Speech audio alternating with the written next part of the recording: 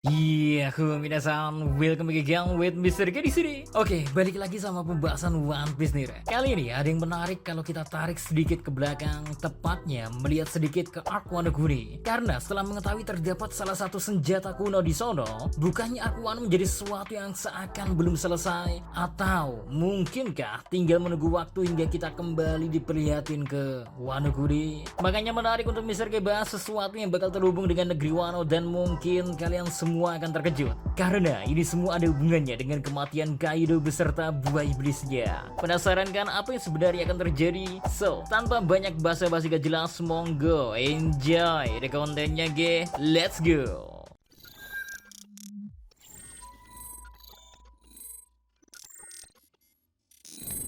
Perang di negeri Wano Kuni kita ketahui banyak sekali memakan korban jiwa dari kedua belah pihak, mulai dari aliansi pembebasan Wano Kuni ataupun dari pihak aliansi Yonko, Big Mom, dan Kaido bersama Shogun Orochi. Nah, dari narasi itulah sebuah pertanyaan menarik muncul, karena gak sedikit dari korban di negeri Wano Kuni adalah pemakan buah iblis. Sehingga mungkinkah sebenarnya buah iblis tersebut akan bereinkarnasi di negeri Wano Kuni sendiri?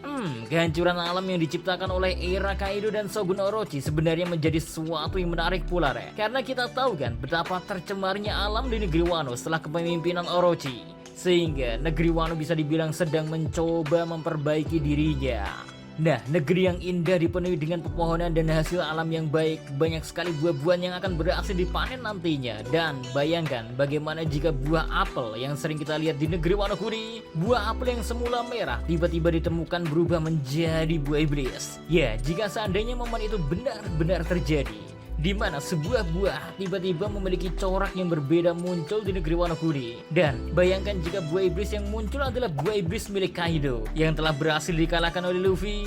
Buah iblis yang kita ketahui memiliki nama Uwo Uwonomi model Shiryu ini, buah iblis bertipe Zoan, yang mana seperti yang dicontohkan buah iblis Luffy ya, buah iblis tipe Zoan terkadang masih memiliki tekad sehingga seolah memanggil atau datang ke orang yang dia pilih.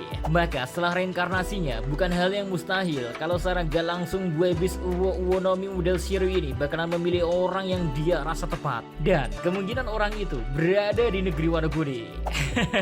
Siapakah kira-kira orang yang tepat itu? Next, takdir dari Shogun selanjutnya, Kozuki Momonosuke bisa dikatakan cukup unik, Re. Karena tak terbantahkan kalau Momonosuke merupakan orang yang sangat terhubung dengan buah iblis Uwo Uwonomi sendiri. Bayangin aja ya, Momo memakan buah iblis buatan yang diambil dari buah iblis Kaido. Lalu seperti yang dikatakan oleh Dr. Vegapunk, alasan mengapa buah iblis itu dikatakan gagal hanya karena warnanya yang berbeda dari buah iblis aslinya saja. Sehingga secara yang lainnya ya, entah itu line X factor ataupun potensi kekuatan yang ada, harusnya semuanya memiliki kesamaan lah yang gak terlalu jauh berbeda.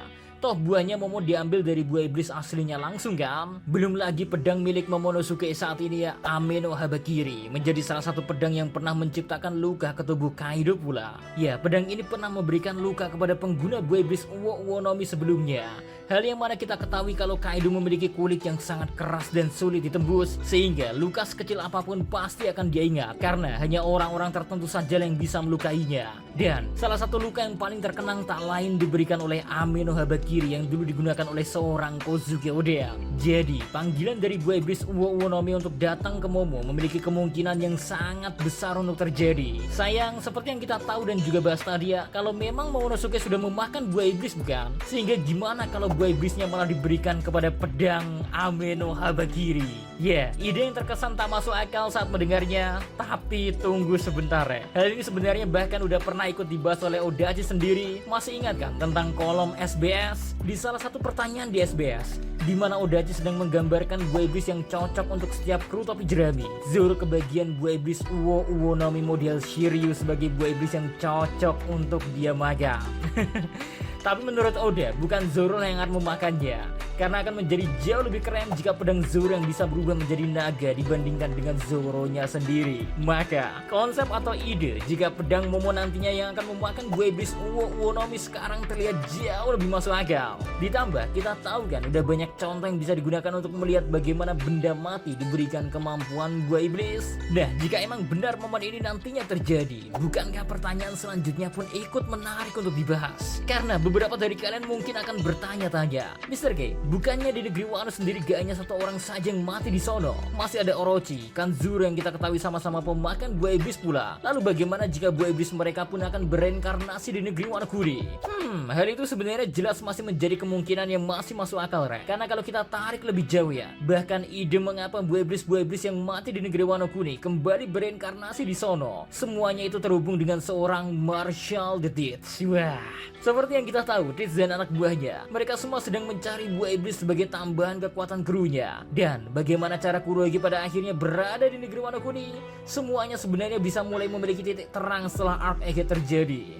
Bayangin, kalian masih ingatkan pertemuan dua kru Kurohige dengan Karibo? Jika saja seandainya Karibo meminta kesempatan untuk memberikan informasi kepada Kurohige secara langsung, itu di ACC ya. Bukankah selama ini kita yang kebingungan sama mengapa Odachi secara sengaja membuat Karibo selalu mendengar informasi penting khususnya tentang senjata kuno? Bukankah dengan berbicaranya Karibo dengan Kurohige itu semua akan menjadi jawaban, Rek?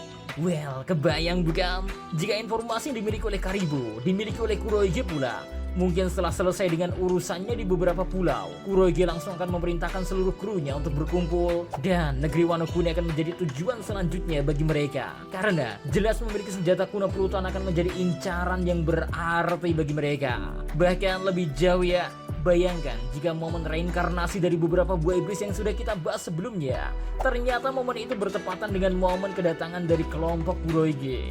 Hal itu bukankah akan menimbulkan konflik yang jauh lebih menarik? Ditambah cover story yang sekarang kita saksikan pula sedang menceritakan perjalanan dari Yamato yang ingin berkeliling Wano Kuni. Dan kita ketahui pula kan kalau buah iblis milik Yamato memiliki julukan lain, yaitu pelindung dari negeri Wano Kuni. Sehingga bisa saja ya nantinya bertepatan dengan momen Yamato yang sedang mengelilingi Wano layaknya Oden dulu ya. Ketika berada di ujung laut, dia tak sengaja melihat kedatangan dari kelompok Kurohige.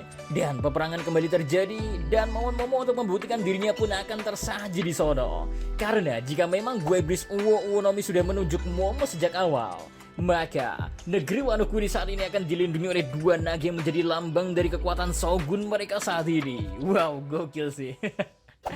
Gimana menurut kalian terkait konten ngawur ini, Rek? So, see you next time. Adios di Karamelos. Stay safe everyone. Salam Adi Media.